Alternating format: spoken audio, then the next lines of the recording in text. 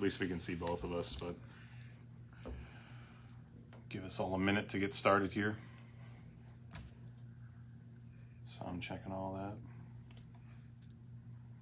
Nobody's joining. Oh, darn it. The darn live dive again. Get rid of that guy. Delete. We got one viewer. We're famous. Oh, that red dot. I keep looking at that red dot, but it's an exit sign. What red dot? Oh, right there. Yeah. Yeah. That's an exit sign right there, right there. So it looks like we got some folks coming in. James, Jalma, hope I'm getting that pronunciation right. Apologize if I butchered it. 10 people. Welcome. Josh, welcome. Patrick, Ian, Michael, welcome. Hey, Art, welcome.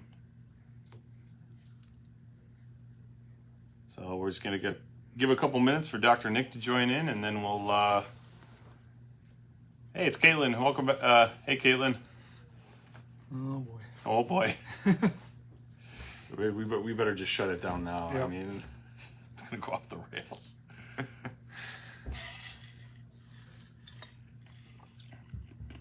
Welcome, Valerie. All right, we got 21 people. Welcome. Hey, AJ. Welcome, Eddie. Welcome, Angela. So we're just waiting on our other expert, Dr. Nick. So as soon as he joins, we'll kick off the live stream. But welcome. Just a quick welcome to everybody. Thank you, first of all, for taking some time out of your Wednesday. Not in trouble yet. Taking some time out of your Wednesday to join us live. You know, if you've got any questions, feel free to put them in the chat here. We'll do our best to answer them. Of course, we have some questions we've already pulled from, let's see, Facebook, Instagram, and mostly the call center this week. But yeah, we're definitely open to any questions you guys may have too. So we want to sort of prioritize those accordingly. So if you have any questions, go ahead and throw them into the chat and we'll do our best to answer them, of course. Let's see here. Well, he's not there yet. Sorry, Michael, I can't let you on. I saw you had requests, but this is strictly going to be Dr. Nick and Patrick and myself trying to log on. Okay, so he's working on it. I'll have to disapprove you, Michael. Sorry. Okay, so it looks like he's in. This is always a bit of a send request. And then we'll get started. All right, we got Ian already coming in with a question. We'll go ahead and start with Ian's question. Solid name, by the way. All right. Let's see, we're still getting them in.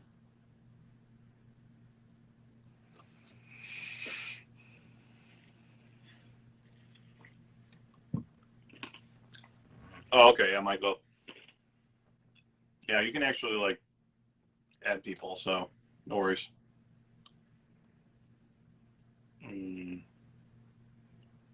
Well, we wait for Dr. Nick to go ahead, and I think we'll start with a question from the chat here from an Ian. Again, solid name, share the name, so nice name, sir. He said he just moved system from one house to the next, maintained the same sand bed and rocks as well. He rinsed the bed with salt water before dumping it back in. So far, everything's looking okay. Anything else I should be on the lookout for the weeks to come as things stabilize? I can say that when you are disturbing the sand bed, you got to be careful because the bacteria on the very bottom, when it's exposed to oxygen, it can kill that bacteria versus the stuff on the top that loves oxygen. So you got to be careful when you really stir up the sand. So you're going to have significant die-off. The best thing that you could probably do is just keep an eye on ammonia levels and make sure the protein skimmer is cleaned out, working properly. if there is any ammonia, you want to make sure you do water changes and, keep an eye on the feeding as well. Keep that to a minimum. I mean, you should see, if there is going to be a problem, you should see it within the first week or two. After the first couple weeks or so, I would say that you're probably in the clear. I'm hoping that you used all the old water. That would be really, really important too. Mm-hmm. If you started from scratch, like used all new water along with rinsing your sand, you probably are going to have to go through an ammonia spike for sure. There's going to be significant die-off in there too, so keep an eye on that. Cool. Nice. Keep those questions coming. We'll go on to the next one. Actually, this is from Valerie on Facebook. Question about purple firefish. She noticed a small scrape on its side, looked like it had just gotten too close to rock. Several days later, it looked like a raised white round patch, but just slightly raised, not bumpy. Next morning, it was gone. My reading brought me several possible answers for what this might have been. What do you think was the likely issue with him? He seems fine now. Do you think any other fish are in danger, and should I have done anything to treat the tank? My first guess is that it was most likely an abrasion, a scratch, possible infection, secondary bacterial infection. But if it's gone, I wouldn't worry too much about it. I mean, dart fish in general are very, very hardy and disease resistant. So the fish should be, if it cleared up, I wouldn't worry too much about it. Cool. So we're still trying to get our other expert in here, Dr. Nick. So just give me a minute. It looks like he did not get in, but we'll go on to the next question. Keep her going. So this is actually a question from Instagram from a Deep Blue Aquatic. Any lead times on cat shark eggs or a small bamboo shark? Cat shark eggs, as of the past, I'd say a year or so, have been not available very often. Anytime I see them, I try to get them in here. We really like to bring them in here, hatch them, and get them eating prepared foods, whether it be squid or hunks of shrimp, something like that, because that is one of the biggest problems with them is one, the shark eggs are duds, nothing hatches. And then when they do hatch, there's probably maybe a 1 in 4 chance that you'll actually get the shark to eat prepared food. So we like to do all that heavy lifting here and then offer them on the diver's den. So yeah, over the last year or so, I've not seen many shark eggs available. They pop up from time to time, but I've not been successful in getting them. I do see hatched bamboo shrimp fairly often. Shark. Yes, shark. I know what you mean. Yeah, I do see them fairly often, and I don't like to bring those in because they're probably already eating like a natural diet, out in the wild, whether it be crustaceans or whatnot. So those tend to be a little bit more difficult to get them on prepared foods. We do have one small one in the building right now. It's about 10 inches or so. It came in last week, and as of right now, it's not eating prepared food. So keep a close eye on the diver's den. That's generally an animal that we keep for a minimum of 30 days just to make sure that it's, adjusted to captive tank life. So awesome. But yeah, I like to keep those, if I ever see them, we like to bring them in small groups, 6 to 12 or so, and just work at, it's something cool. The staff here loves them, and they're very popular. So awesome. So I think this is one that I've seen you guys tackle a time or two here in some of the display aquariums. What to use to get rid of bristleworms for a product or a specimen? Bristleworms. So yeah, bristleworms are, I guess, kind of like Aptasia. Once you get them in your tank, they are a nuisance per se, and generally if you tend to overfeed your fish or have messy eaters, they tend to really become quite prolific in the tank. So bristleworms, small ones don't really do a whole lot of damage. Bigger ones can, they're kind of scary to look at, but they are venomous. So if you're in the tank and you're handling your rocks and they do kind of prick you, they can cause a allergic reaction, which kind of is like an itching, burning sensation on your hands. So a lot of people don't like them in their tanks because of that, and also because it's just kind of creepy to see them all crawling out every time you feed your fish. I can say probably the best natural remedies for them would be arrow crabs. Those work really well. They're generally reef safe. They will sometimes bother other worms in the tank. So if you have any like feather duster worms or anything, they may prey on those. You can also use coral banded shrimp. Those work really well too. They'll go after the little ones. There are a few fish that like to eat them. Butterflies in general tend to like to pick at any worm type animal. Sorry. Copper bands are reef safe. You can use those in your tank. Any other butterflies will eat them, but most of them aren't reef safe because they'll pick at your coral. There are a few other fish. Small wrasse will sometimes pick at them. I wouldn't really rely on them too much though. And that's probably about it. As for products, there are traps where you can actually bait the traps, and they're really good sense of smell. They'll start coming out, and they'll crawl into the traps, and you can take them out that way. Other than that, I mean, you could take rocks, the actual rocks out, and you can soak them in fresh water overnight. And I think that's the method I've seen a time or two here. We've got I think it was 75 gallon. Is it 75 gallons? Maybe a little bit bigger. Maybe this place 75, but we've got a Red Sea or water box. Yeah. With it's like 90 or 100 gallons. Yeah, so, and it's got anemones and clowns in it mainly. But that one's always, I know, been problematic with bristle worms for us. And I've seen these guys a time or two have to basically take everything out, and then like structure wise, and then do the freshwater dip to get them out. It's actually kind of crazy how many are actually in there. Like you see one or two, but then it's almost like cockroaches. Like you're likely to find tenfold or what have you. So yeah, the really small ones are easy to get out because they're not usually deeply embedded in the rock, but the big ones are really tricky. I mean, you can soak them in fresh water and it'll kill them, but pulling them out, they kind of come out in pieces. So it gets tricky with the really big ones. I'm just going to send Dr. Nick another invite here. Sorry, everybody. We're having some technical difficulties trying to get him in there. He's actually in the chat answering some questions, so that might be the best we can do at the moment, because I keep adding you, Dr. Nick, but I keep getting an error that says it's not going through. So, I think we'll keep going here. Dr. Nick, feel free to chime in on the chat too. We might have to do this one sans Dr. Nick today, but that's okay. We'll work out any bugs. We'll try it better for next time. So I'm going to move on to Mike in the chat here. Currently dealing with an ick outbreak in the tank. Going fallow is not an option, unfortunately. What is the best way to treat ick? Oop, I jumped around there for me. What is the best option to treat the fish? Fish was ordered prior to ick outbreak and should be arriving this week. It's safe to add fish during the ick outbreak. Thanks. Going fallow. What is the best way to treat fish?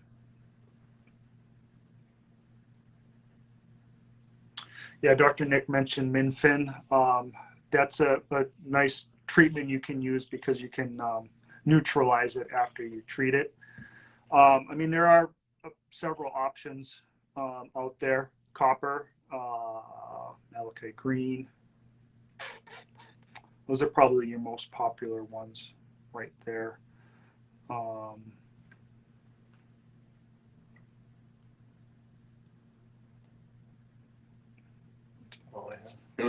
That sounds good. Simple answers. Yeah, right? I mean, the Minfin is nice because you can neutralize it after the treatment versus the copper. The copper can actually, leach into the rocks, and then once it's into the rocks, it can leach back into the water after the treatment is done. And then malachite green can stain the water. It will stain the water. It could stain the silicone. It could stain your hands, and all those things can be harsh on the fish in the tank. So the Minfin is a much better approach. Awesome. Another question from Chad. Josh says, I've got 3 clownfish and 2 are bullies to my Nemo. Any ideas?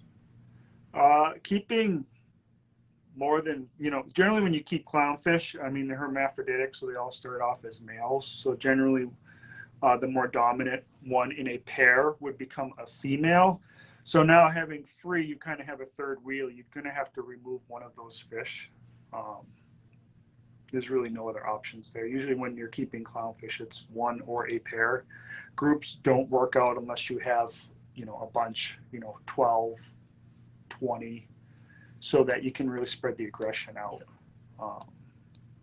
Having just 3 isn't really going to work out very well. That's really what worked in our display tank here, is just having a lot all at once. I mean, we had, what were they, Sanjay reverse photon clownfish? Yeah, the black photon. Photon clownfish, yeah.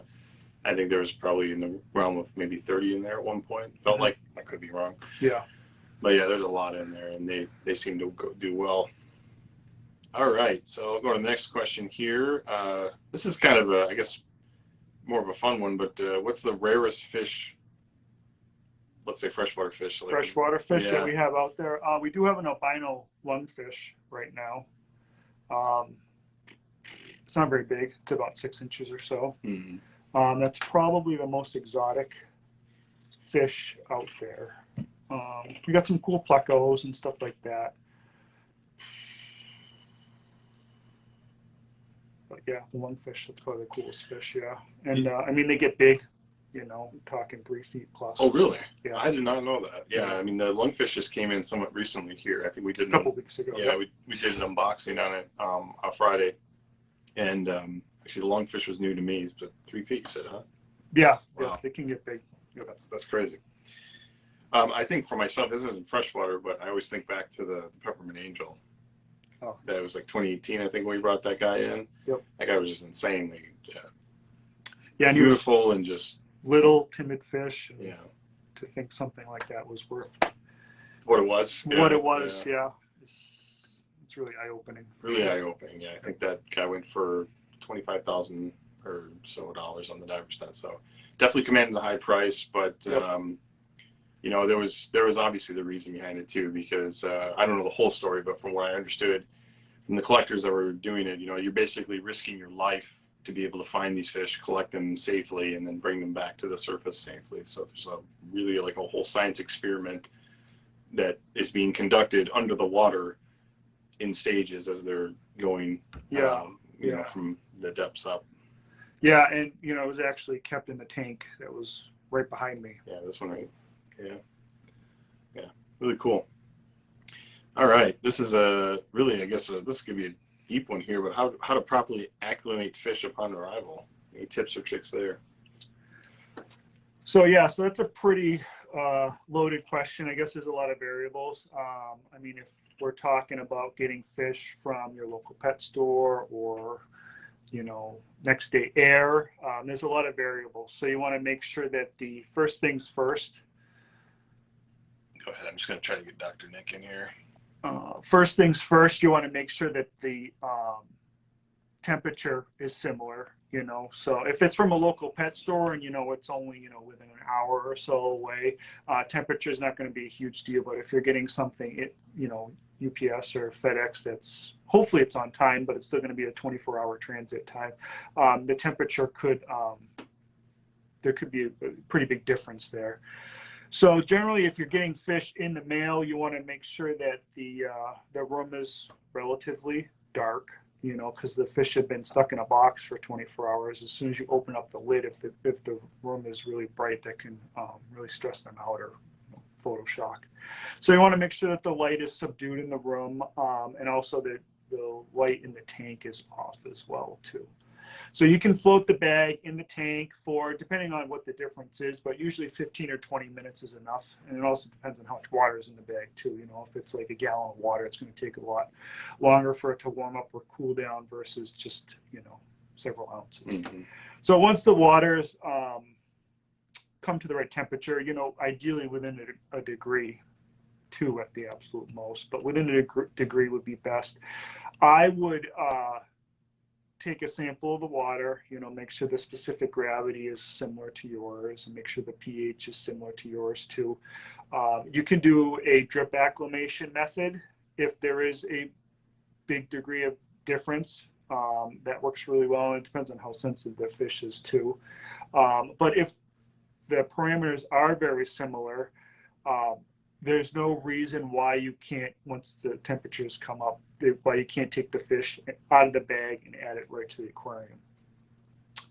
If the pH is low and you gradually bring up the, or you gradually add new water from the tank, you do run the risk of shocking the fish by ammonia poisoning by increasing the pH drastically. So sometimes it's better to actually get the fish out of that really dirty water into clean water. It's going to be stressful regardless, but it will be a quicker shock than kind of a slow, agonizing change. So generally, you know, if you get the fish from a local pet shop, really all you got to worry about is making sure the temperature is similar and making sure the water parameters are close. pH should probably be fine, but the specific gravity may really range. If it's coming through the mail, like I said, or UPS next day air, you want to make sure that the pH is similar. If it's similar, you can add it right to the tank as long as specific gravity is there too. But if there is a degree of difference when it comes to specific gravity or salinity, you want to gradually raise the specific gravity or lower it depending on what your QT system is. So it's kind of a loaded question. There's a lot of variables for sure. That's true. I guess, what do you see, just maybe as an extension of that, what do you see the biggest misstep that people may often take with, you know, acclimating their fish? Like, is there a shortcut that you commonly see people take that they should make sure not to take? I would say a lot of people just assume that because the fish is swimming around and it's active at the pet shop and stuff like that, they assume that the water conditions are identical to theirs. But fish are pretty hardy. They can tolerate a wide range of water parameters, but it really,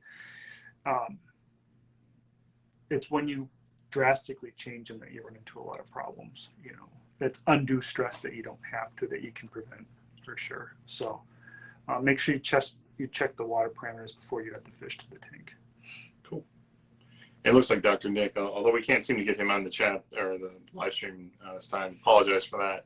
We'll work on that for next time still, but he's got some of the same recommendations. Temperature is very important, and then letting the fish float in the shipping bag to equalize the temperature for about 15-20 minutes. And then depending on how long the fish has been in the bag, you maybe want to open it and let the fish out, and don't put the shipping water into your aquarium. That was always one thing that, that was always one thing. Yeah, you never want to put that water into your tank. Yeah. I remember an old colleague I used to work with, when they were kind of showing me the ropes back in the day with aquatics here. That was always very, very, they always made sure that was top of mind. Like, whatever you do, don't put that aquarium water in your display, or the bag water in your aquarium water, because, you know, it's just a big no-no. So that always sticks out in my mind. I'm always like super particular about making sure as little or no amount of water gets in as possible. I feel like a little bit always gets in, but you don't want to dump like the whole thing. For instance, all right, cool. I think we have another question from chat here from a Samuel, wondering the minimum dimensions for housing one Stingray. Currently building a new tank, would a big sump be okay for filtration, and what's a good diet for them? So would that be freshwater or saltwater, or do you think it really matter? Shoot, I mean, there are some Stingrays that do stay smaller, but I feel like they all get pretty big and they need a lot of space. So generally, you want to have a tank with a very big footprint. A big tank, ideally, ideally, you know, you'd want a tank that's 6-8 feet long and a minimum of 2 to 3 feet wide. It really depends on how big the adult size is, but you want to make sure you have lots of open room. I know, like, we have a Stingray here right now, and it's just in a bare tank. I mean, that's the safest way to keep them. That way their bellies don't get scratched up. If you do a substrate, it's got to be very, very soft, nothing rough. Most gravels are too sharp. They are extremely messy eaters, so oversized filtration is really, really important. Lots of water changes too. As for diet, I mean, you could feed them, bloodworms, earthworms, small shrimp. A varied diet would be best, but most of the time it's going to have to be small prey items. And actually, this question actually reminds me of, you guys maybe have seen the King of DIY on YouTube, Joey, and I actually found him because he was actually building a new tank for his Stingrays, and I think he had an arowana, and I think the the total gallon size. I mean, of course, he was doing more than just stingrays. He had arowana, and I think he had several freshwater stingrays. But I think it was like a 2,000 gallon footprint overall, and pretty close to your dimensions. I think it was probably like 8 by 8 by 4. Yeah, I'm thinking. So it was a pretty sizable aquarium. But yeah, we have the one, I guess you could say, celebrity freshwater stingray currently still in our holding systems here, getting ready to be offered up in the Divers Den. So yeah, stay tuned on the Divers Den. If you haven't actually ever checked it out and you're not already signed up for the Divers Den alerts, highly suggest you go to liveaquaria.com and sign up. There's a link for Divers Den store and Divers Den store help in the footer. That'll bring you to a link to sign up for the email alerts, and then that just makes sure that you stay on top of any new additions that come into our Divers Den WYSIWYG store, and like the new freshwater stingray that we actually unboxed and we've been talking about, because it's kind of almost a bit of a celebrity around here over the last few weeks because we just don't see a ton of them. So right. Yeah, the tank that she's in is 4 feet by 2 feet right now, and she's in with a small silver arowana, and she's only about 6 inches across. So she's got plenty of room, but it's bare bottom. There's no sand, there's no gravel. That way, at the end of the day, we can take all the food out, because if there's any food left in there, it'll break down and mess with the water quality, and stingrays, sharks, anything from that, they cannot handle poor water quality. So very sensitive too. Yep. So this one we have is an albino freshwater stingray, right? I believe. Right. Yep. And what's the size that one will get? I mean, she'll probably reach about 15, 18 inches. Really? Easy. Okay. Yeah, So she's got some good growth left in her. Awesome. Yeah. All right. So honestly, running out of questions here. So if you guys have any additional questions, or if you have any additional things that are tripping you up, feel free to put them in the chat here. But I got one last question on my list here, which I'll go ahead and ask Patrick. And I guess we get this question a lot from the call center. It's about nutrition recommendations. People, I think, ask us a lot of times. They get a lot of calls, a lot of emails about, what nutrition recommendations do we have? Should we feed? Is it best to feed a variety of foods and not just frozen? And then maybe we can talk a little bit like of what we do here in the Divers Den WYSIWYG store here at the Coral Farm, and then maybe some recommendations for people at home. Yeah, generally in the Coral Farm, when we bring things in, they're stressed. They're coming from all over the world. The first thing that we start them on is brine shrimp. Fish love it. There's not many fish that don't. We start them on that, get a good feeding response, get something in their gut. From there, we start offering them mysis shrimp, and then ultimately we try to get them on a good quality pellet food, with probiotics to get, because the immune system's in the gut. So we want to make sure that we're really helping that out, because, they're stressed and they're more susceptible to getting sick that way. And, their immune system, a lot of it's in their gut. So we want to make sure that we get as many probiotics back into their digestive system. But we feed a lot of New Life Spectrum pellets here. We came out with our own private brand. We're feeding that here as well. It's really a smorgasbord of just stuff. Yeah. Different high quality pellets that we're offering them, because some of them really like this, some of them really like that. Pellet size is a big thing. If it floats, if it sinks, all that type of stuff. Some of the angels are really picky about the texture of it. So some of them like a more soft pellet or more fluffy pellet versus a more hard, dense pellet. So we're always experimenting here, but the end goal is ultimately to get them on a pellet food before we ship them out. Some of the more difficult fish, we get them on pellets too, like orange spot filefish. It's amazing to see something like, a corallivore eating pellets off the bottom, like it didn't know any different, and we have a lot of success with that here, with our fish. But it's also really important to make sure that the pellets that you use, you buy small quantities and you buy them frequently, because it's just like any other package. I mean, just imagine having a package in your cabinet that you open every day for 6 months. I mean, it's going to go stale and get nasty, So you want to make sure that you buy bite frequently and throw out the old stuff. Yeah, and that's actually some of the discussions we've had here recently, because we've been launching our own dry foods, and it's really about making sure that we're getting that formulation right as well as the amount right, so we're not giving too much. And then to Patrick's point, it's good to make sure that you're always freshening your food assortment and making sure that it's best quality, in the best condition possible for your animals. So, all right, so I think we're getting to the bottom of our list here. I see Ian asked about a building or small retail option as well. Yeah, it looks like Kelly is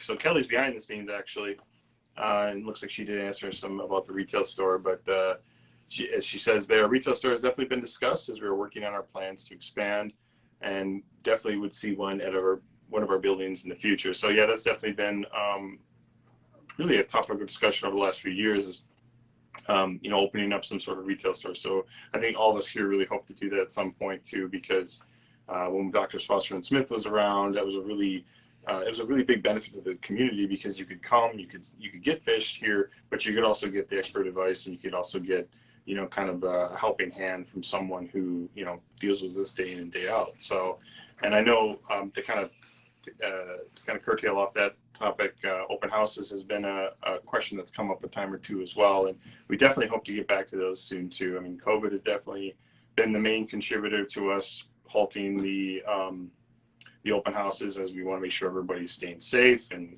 we're not creating any hotspots or anything like that.